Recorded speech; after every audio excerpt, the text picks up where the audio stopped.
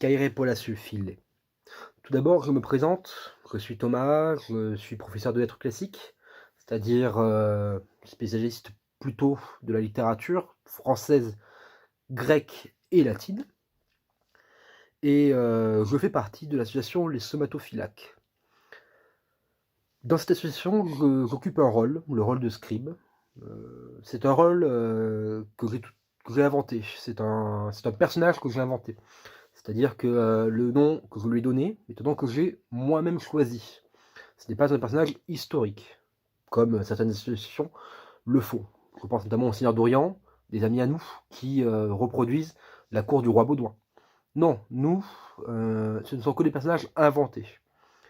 Le mien s'appelle donc Agésilas. J'ai choisi ce nom pas par pur hasard. J'ai choisi ce nom parce que c'est un nom spartiate. Agésilas, c'est d'ailleurs le nom d'un célèbre roi de Sparte, dont nous reparlerons peut-être dans cette vidéo. Et, je suis notamment, j'ai fait des recherches sur le sujet de la politique spartiate, le régime politique spartiate, à travers le prisme de la littérature grecque. Parce que nous le reverrons plus tard, c'est important de comprendre que l'image que l'on a de Sparte est une image que nous donne la littérature grecque. Et c'est pourquoi donc mon camarade de phalange, Eulogos, que vous connaissez maintenant bien, m'a demandé aujourd'hui, ou en tout cas a demandé à mon personnage de venir s'exprimer sur ce régime politique. Alors mon personnage n'est pas disponible, ne peut pas se présenter devant vous. Pourquoi? Parce que les joies du confinement font que ma tenue d'Agésilas n'est pas sur mon lieu de confinement. Mais je suis quand même présent, je réponds à l'appel de notre cher camarade Logos pour vous parler tout de même de cette cité, de son régime politique, parce que effectivement c'est un sujet qui peut être très intéressant à traiter avec vous.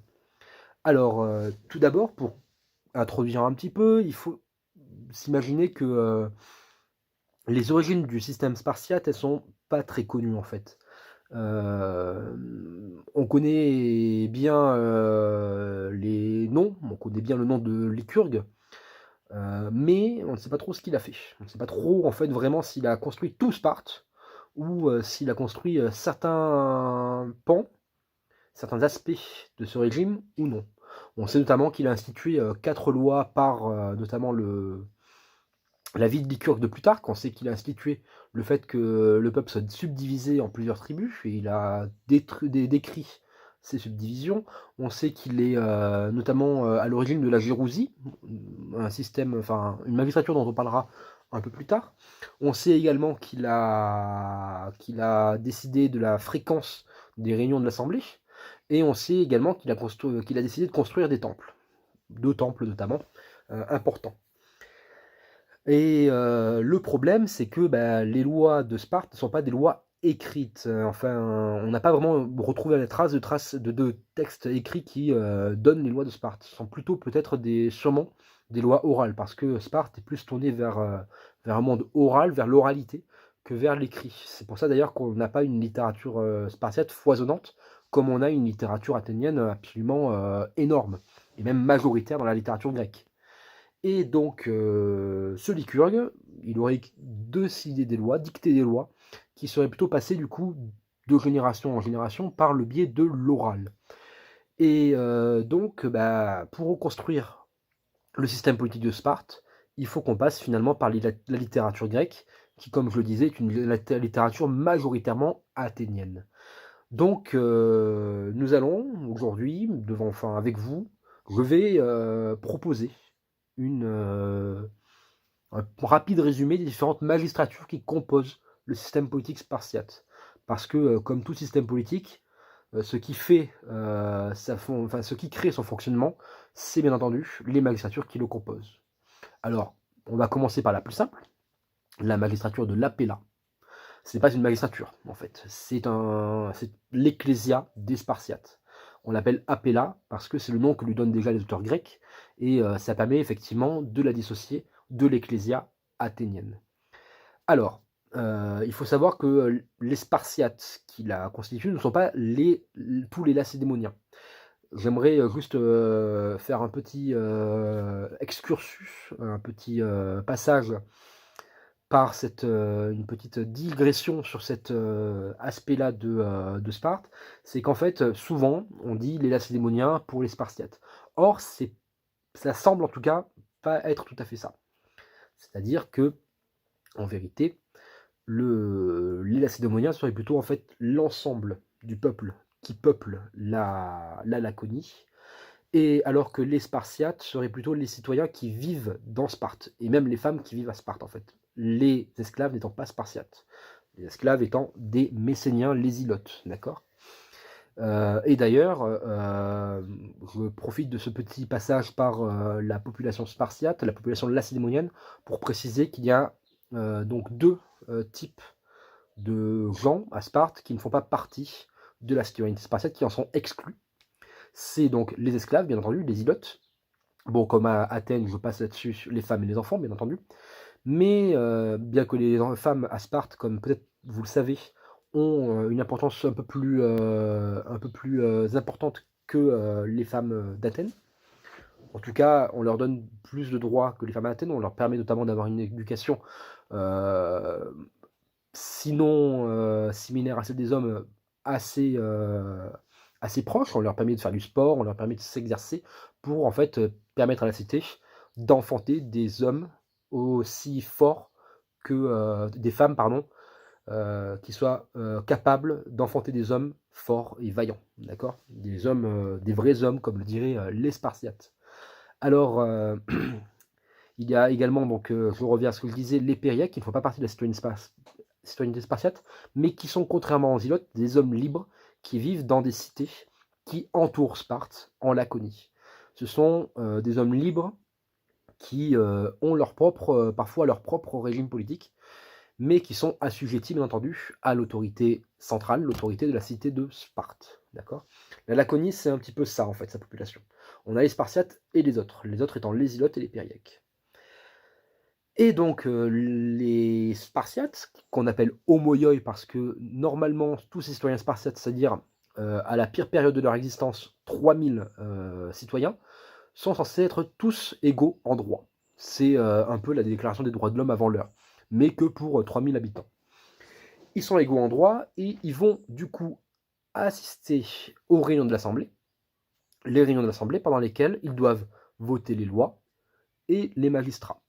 Alors, petite précision assez marrante, c'est-à-dire que les Spartiates ne votent pas comme nous, ou comme les Athéniens, avec des bulletins ou des jetons, ou même des ostracas, pardon, mais ils votent à l'applaudimètre. C'est-à-dire celui qui fait le plus de bruit l'emporte. Enfin, celui qui fait faire le plus de bruit à l'assistante l'emporte.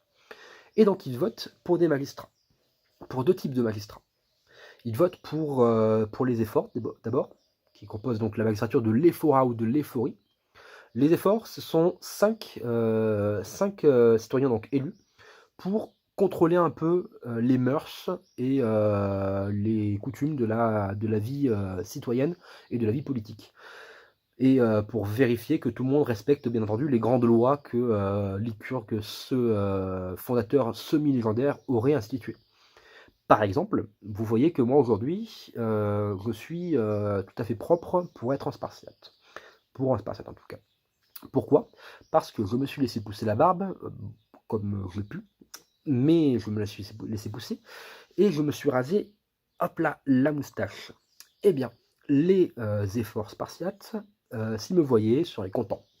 Alors que si je venais devant vous et que je me laissais pousser la moustache, et qu'un effort parmi vous remarquait cela, et voyait que je suis par pur hasard un Spartiate, je serais forcément condamné. Alors à quoi? On ne sait pas trop, sûrement pas à la mort, mais peut-être que je perdrais ma citoyenneté, ou peut-être que je serais condamné à l'exil.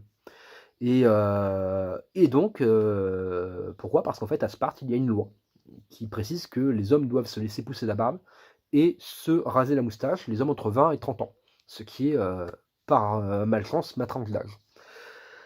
Alors, Les efforts, ils vont aussi être, l'organe qui va permettre au peuple d'avoir son, mot à dire dans, les, décisions politiques un peu dans les hautes sphères. C'est-à-dire les hautes sphères de la Gérousie et des rois. La Gérousie, qu'est-ce que c'est? La Gérousie, ce sont, un ensemble du coup de 28 vieillards, on peut les appeler comme ça, les gérontes, en grec ça veut dire les vieillards, qui ressemblent un peu au Sénat en fait, au Sénat romain. Ce sont eux qui proposent les votes, les lois, pardon, qui vont être votées à l'Assemblée. Mais ils ont aussi un peut-être, alors là on pense que c'est une exagération, je reviendrai plus tard là-dessus, des Athéniens qui verraient les Gérontes de manière assez améliorative, parce que bah, c'est le respect des anciens en fait. Et donc leur donnerait aussi un pouvoir de veto. Alors dans les faits, on pense que cette Gérousie, c'est quand même un peu sclérosé. C'est pas du tout le peuple, le bas peuple qui va y arriver. C'est pas le Spartiate lambda qui va arriver du coup à cette magistrature. C'est plutôt le riche et celui qui a été bien vu pendant toute sa vie. C'est-à-dire que c'est une récompense finalement qu'on donne aux bons citoyens. Donc c'est plutôt en fait une élite qui va se forger autour de cette Gérousie, d'accord? On va plutôt avoir des gérontes qui vont être plutôt riches en fait. Parce que homoioi, ce n'est en fait finalement qu'une appellation, bien entendu. D'accord? C'est une volonté politique. Ou en tout cas, peut-être une volonté littéraire aussi des Athéniens. Ça, on ne peut pas trop le savoir. On peut effectivement partir rechercher peut-être des pistes autour de cela.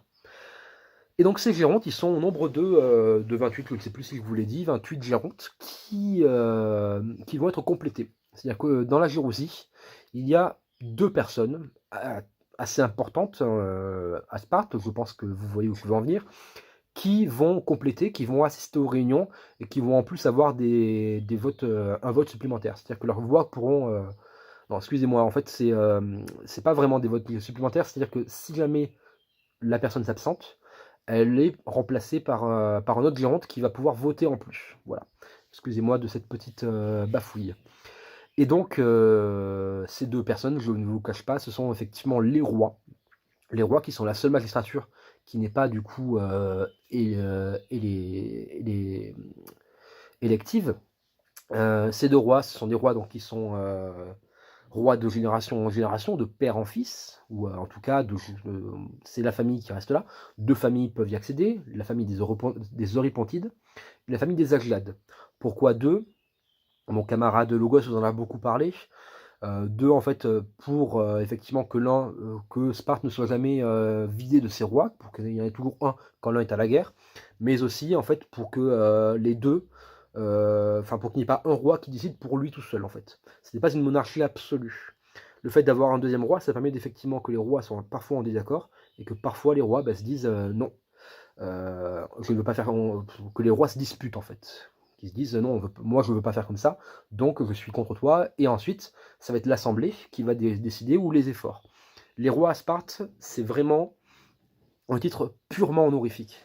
C'est-à-dire que un roi à Sparte, il a un pouvoir qui est très limité. C'est-à-dire qu'il a en fait seulement des titres honorifiques, comme je le disais.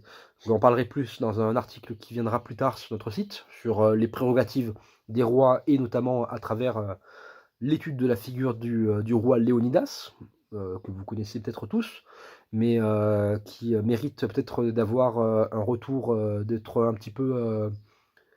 de connaître un peu un retour du mythe à la réalité. On verra ça plus tard ensemble. Et par exemple, les rois, pendant les banquets, pendant les grandes banquets, les cities spartiates, ils ont le droit à 2 rations. Et c'est purement honorifique. Pourquoi ils ont le droit à 2 rations? Pas pour se goinfrer.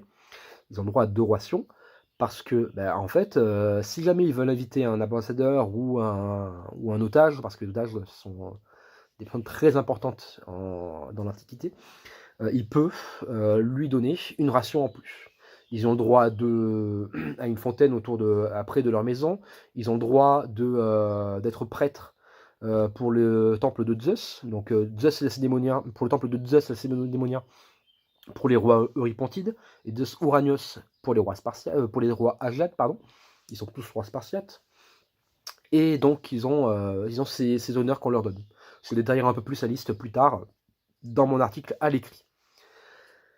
Alors, je vous ai présenté, je pense, un petit peu tout le régime politique. Maintenant, dans les quelques minutes qui vont suivre, dans les dernières minutes de cette vidéo, je voudrais juste rappeler qu'il est important de considérer la cité spartiate en fait comme comme le dirait François Ollier, comme un mirage spartiate. François Ollier, je conseille son livre qui s'appelle comme ceci, Le mirage spartiate, et qui notamment détaille cette question et théorise la fiction en fait, l'image en fait que donnent les écrits athéniens, les écrits grecs, de l'idée de Sparte. En fait, Sparte, elle est tellement plurielle que elle en devient en fait finalement une cité malléable, et chaque auteur peut un petit peu en faire ce qu'il veut.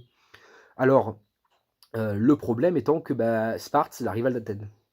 C'est pas pour autant, par contre, pourtant, que les auteurs les auteurs grecs, athéniens, en font forcément quelque chose de mauvais. On a bien entendu des critiques. On a Isocrate, par exemple, qui la voit un petit peu d'un mauvais œil. Il la critique beaucoup. C'est une source très précieuse, Isocrate. Il ne faut pas, bien entendu, tout jeter d'Isocrate parce qu'il exagérerait les mauvais côtés de Sparte. Mais Isocrate, en fait, est effectivement très critique, notamment sur la politique étrangère de la cité. Cela dit, dans notre plus tard, alors qu'il est très critique au début de sa carrière d'orateur, Isocrate, plus tard, il devient par contre beaucoup plus laconophile. Laconophile, ça veut dire amoureux de Sparte, ami de Sparte, d'accord?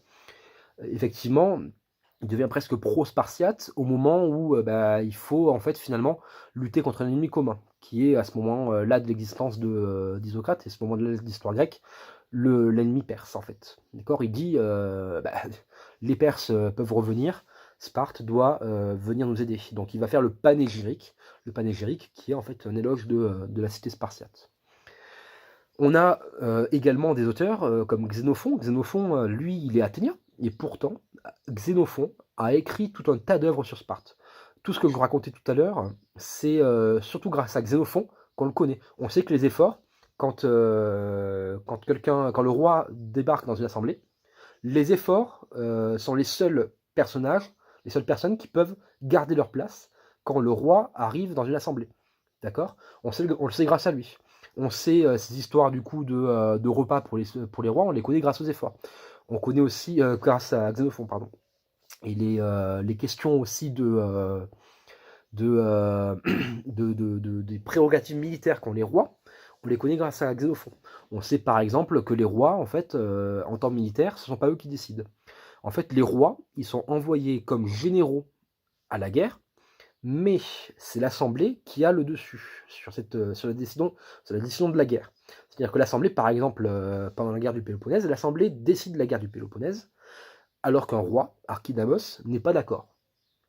Et pourtant, Archidamos, on le retrouve sur le champ de bataille 2 mois après. En fait, le roi, c'est ce qu'on voit notamment chez Thucydide, le roi, en fait, à Sparte, il dirige les armées, mais il ne choisit pas l'endroit où va se passer la cité, la bataille. C'est-à-dire qu'il décide sur l'instant, sur le lieu de la bataille, sur l'endroit de la bataille, il décide, mais il ne décide pas de l'endroit. Voilà. Ça, on le sait grâce à Thucydide, j'ai fait une petite digression à ce moment-là. Thucydide qui est plutôt neutre. Lui, Thucydide, c'est plutôt du Game of Thrones, en fait. Dans Game of Thrones, on n'a pas vraiment une préférence de l'auteur pour telle ou telle famille, pour telle ou telle maison. Même si l'auteur a avoué qu'il avait une préférence pour la maison Stark. Voilà. Thucydide est plutôt neutre. Thucydide est plutôt en retrait. Pour lui, tout le monde est pourri. D'accord? Ce sont tous des pourris et ils sont tous à la guerre pour n'importe quoi. On a à quelques moments des bribes du coup d'éloges de certains personnages, parce que Thucydide a participé quand même à cette guerre et garde quand même son affect, mais on n'a pas vraiment une laconophilie. Alors que chez Xénophon, comme je le disais là, on a vraiment une passion débordante pour la cité spartiate. Xénophon, il écrit donc l'Anabase dans laquelle il fait l'éloge de Cléarque, au livre 2, Cléarque qui est le meilleur stratège des 10 000 qui sont envoyés donc dans cette expédition de l'Anabase. On a également une source, donc, comme je vous le disais, très importante de Xénophon qui nous fait le résumé un petit peu des lois de Sparte. résumé très exagéré, parfois peut-être, un peu laconique justement. Ce n'est pas un résumé de recherche vraiment, c'est un résumé assez littéraire, assez, travaillé de manière littéraire. Le résumé donc, qui est la République des Lacédémoniens ou la Constitution des Lacédémoniens, qui nous fait effectivement une, liste des différents pans de la politique lacédémonienne et de la vie, citoyenne à Sparte.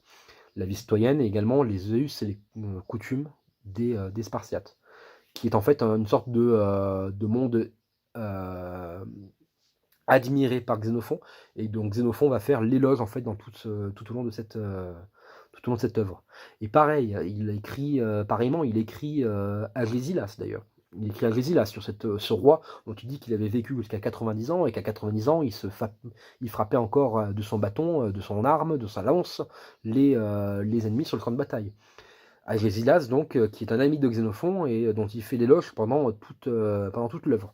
Je vous conseille notamment de lire les œuvres, les œuvres de Xénophon si vous êtes un amateur de Sparte, parce que il y a vraiment beaucoup de matière pour l'étude de Sparte dans Xénophon.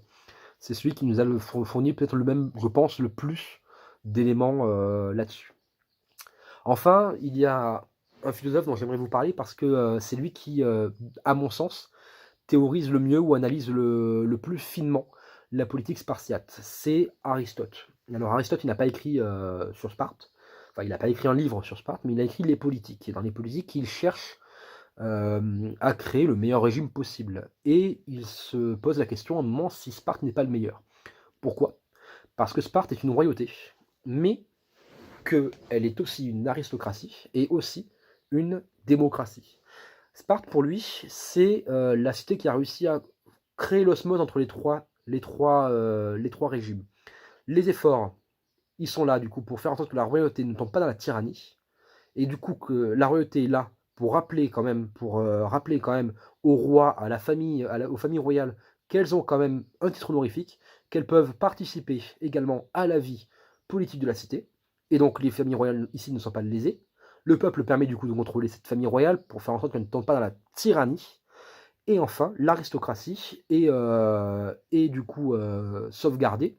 Elle est assurée de participer au pouvoir. Pourquoi? Parce qu'elle a les gérontes. En fait, voilà, on a trois parties de la cité, la partie aristocratique, la partie royale et la partie démocratique, qui peuvent participer. Et donc, bah, Aristote, il adore ça. Parce que du coup, ça permettrait à la cité de garder son eunomie, son isonomie, son eunomie, sa bonne loi, sa bonne tenue, la bonne tenue de ses lois. Et le problème, parce que bah, c'est un monde parfait et que la perfection n'existe pas, malheureusement, bah, c'est que Aristote bah, dit, enfin il le dit, il dit, bah, en fait le pouvoir démocratique des efforts, il est trop fort. D'abord, en plus, ils sont élus de manière complètement puérile, pour Aristote, parce qu'ils sont élus à l'applaudimètre. Donc ça, il dit, c'est n'importe quoi. À Athènes, on vote avec des ostracones, avec des jetons, on fait ça bien. À Sparte, leur vote à l'applaudimètre, c'est n'importe quoi, et en plus de ça, les efforts ont beaucoup trop d'importance, en fait. Les efforts, en fait, qui étaient là pour contrecarrer le pouvoir royal, selon Aristote, ont beaucoup trop d'importance, et deviennent finalement non plus, sont non plus un élément démocratique, mais deviennent finalement un élément oligarchique, voire tyrannique. Parce qu'en plus, les efforts, il faut savoir que quand on étudie un petit peu, on se rend compte aussi que finalement, il y a peut-être une élite qui n'avait accès qu'à cette magistrature qui pourtant était la magistrature du peuple. Enfin, voilà, je conclus cette vidéo en vous apportant une petite réflexion du coup sur le mirage spartiate. Ce mirage qui en fait, d'après moi, rend la cité vraiment très très intéressante à étudier. Je ne suis pas un admirateur de Sparte, mais je trouve qu'il est très intéressant d'étudier la manière dont la cité en fait est la cité telle qu'on la conçoit. En fait, est une construction finalement imaginaire qu'a fait la littérature grecque. La littérature grecque, en fait, finalement, grâce à cette malléabilité de l'appréhension du régime spartiate, en fait un petit peu ce qu'elle veut. Et donc, en fait, elle crée une image de Sparte, une image qu'il est possible de s'accaparer pour en faire ce que l'on veut, en fait. avec Sparte, en fait, on dit n'importe quoi. On peut en faire ce qu'on veut de Sparte. On peut faire ce qu'on veut de la cité lacédémonienne, et du coup, la littérature grecque s'en est donnée à cœur joie. Donc tantôt elle est critique, et tantôt elle est plutôt dans l'admiration. Et souvent, c'est cette admiration et cette critique à la fois qui ont créé finalement le mirage spartiate. Mirage parce que finalement, en fait, on n'en sait rien de sa réalité. La réalité de Sparte, c'est quand même encore quelque chose de très compliqué à comprendre. Pourquoi? Parce que la littérature reste la littérature. Voilà, je conclue sur ces mots en vous demandant, en vous proposant plutôt une lecture, alors qui n'a rien à voir avec Sparte, mais une lecture qui vient d'être publiée aujourd'hui sur notre site. Voilà, c'est notre Peltas de Thrace qui propose un article sur son peuple et sur sa manière de se battre, je pense. Sur sa manière de se battre en Thrace, donc le Thrace, pays du Nord. Voilà, je vous conseille cette lecture, elle vient d'être publiée sur notre site, et je vous dis à bientôt peut-être pour bientôt peut-être sur le campement des somatophylaques, et je laisse maintenant la parole demain ou après-demain, je ne sais plus, à notre cher Eulogos qui reviendra vous parler d'un autre sujet, je pense, tout à fait intéressant. Voilà, je vous souhaite une bonne soirée, à bientôt, au revoir.